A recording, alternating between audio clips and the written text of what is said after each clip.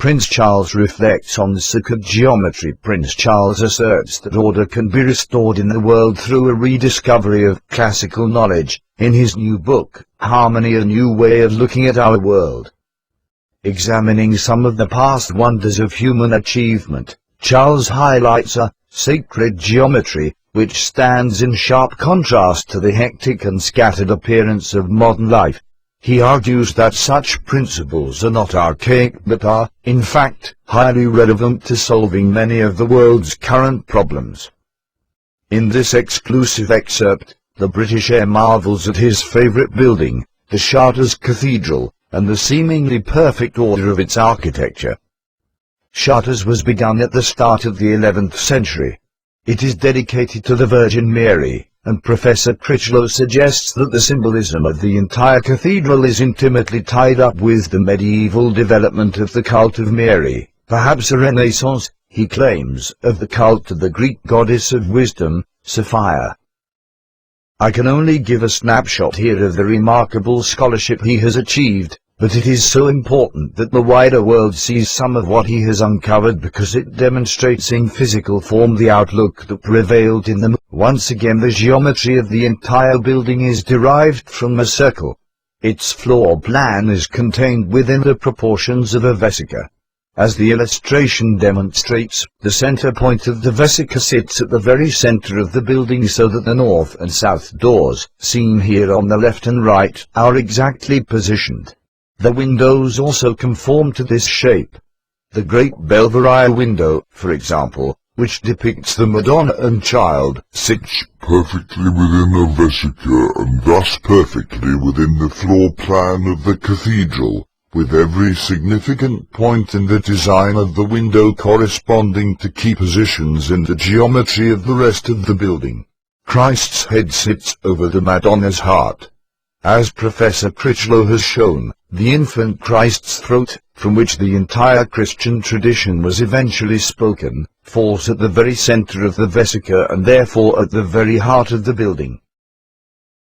The blue jewel in the Madonna's crown falls on the rond point of the cathedral at the end of the choir, which happens to sit immediately below a large wreath up on the roof in the shape of Gabriel, the archangel who brought the news to Mary of Christ's head. Fall precisely on the 8 pillars that surround the altar, and her feet rest on the columns of the doorway of the west entrance.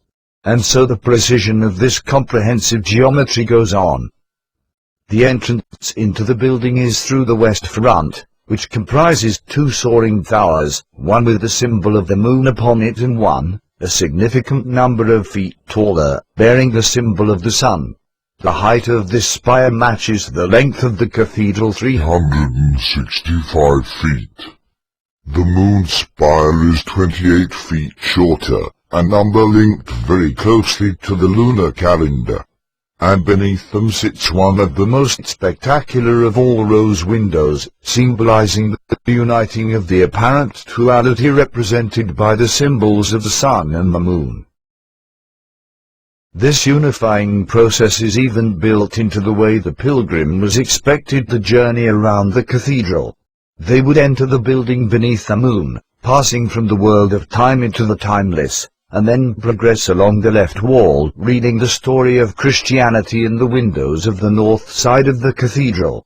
There are in fact 3 great rose windows in the body of the cathedral, and they were also intended to be read in sequence, along with all of the other layers of symbolism built into the fabric of the architecture.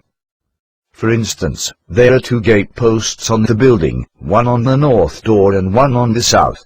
The northern gate post carries a statue of Saint Anne, who, being the mother of Mary, is traditionally the figure in whom the Old Testament ends. After progressing through the building, following the course of Chartres' famous labyrinth with its central chamber containing 12 petals on the floor exactly at the point, incidentally, where Christ's feet appeared in the Belvedere window, the pilgrim would pass the southern door, above which is the image of the fully grown Christ, enclosed within a vesica. On the gate post of that door Christ is depicted again, carrying in his hands the book of his message to the world, his New Testament. Even here the architecture is full of symbolism. Professor Critchlow points out that the shape of the book is a golden rectangle and that it is angled in such a way that one corner rests on Christ's navel scene, as it would be described in the Indian Vedantic tradition, while the upper corner rests on his art scene. Keith Critchlow has also calculated that the angle at which our hearts lie within our bodies and the tilt of the Earth in relation to the solar axis. Quite clearly not an inch of this entire building is left to chance. Every angle and position conveys symbolic meaning. The medieval Christian architects who designed such a breathtaking structure were following the teachings of the mystics of their age and created what seems to me to amount to a profound prayer to all of creation. They made a building that offers us the direct experience of what the ancients held to be our true relationship with the world. To walk around within its soaring pillars and to bask in the gentle light that pours through passion in the very patterning of the soul. No sense here of being a disconnected observer in a dead and mechanical universe. Story continues below advertisement. I have wanted to pay such attention to the principles of the world's sacred geometry because they stand in such contrast to the predominant way in which we view the world today. I am sure many people will say that you cannot organize modern life around ancient, irrelevant concepts, but the point is that the sheer elegance of a building like Chartres Cathedral and the precision of its geometry was only possible because of the rediscovery of classical knowledge which was born of a tradition of wisdom which is not time-specific and historic. It is timeless and extremely relevant to the way the natural world works today, as it has always been. Nature has not changed her attitude because of fashion. Somehow imagine that I find myself being born into this position for a purpose. When I started 22 years ago, as something that nobody really wanted to know about, except a few people who thought it was pretty crazy. This is an historic moment. Just as mankind had the power to push the world to the brink, so too do we have the power to bring it back into balance. The way nature presents herself, we've turned it into just merely a mechanical process. We've managed to describe it very cleverly, we've analyzed it. We can also create brilliant technologies which have been extremely valuable and helpful.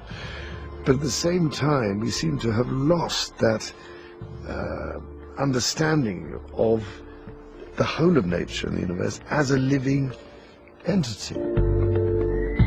It is easy to focus solely on the challenges, the worst-case scenarios, the what-ifs of failure. But take a moment to consider the opportunities if we succeed. Imagine a healthier, safer, and more sustainable, economically robust world. Remember that our children and grandchildren will ask not what our generation said, but what it did. So let us give an answer of which we can be proud.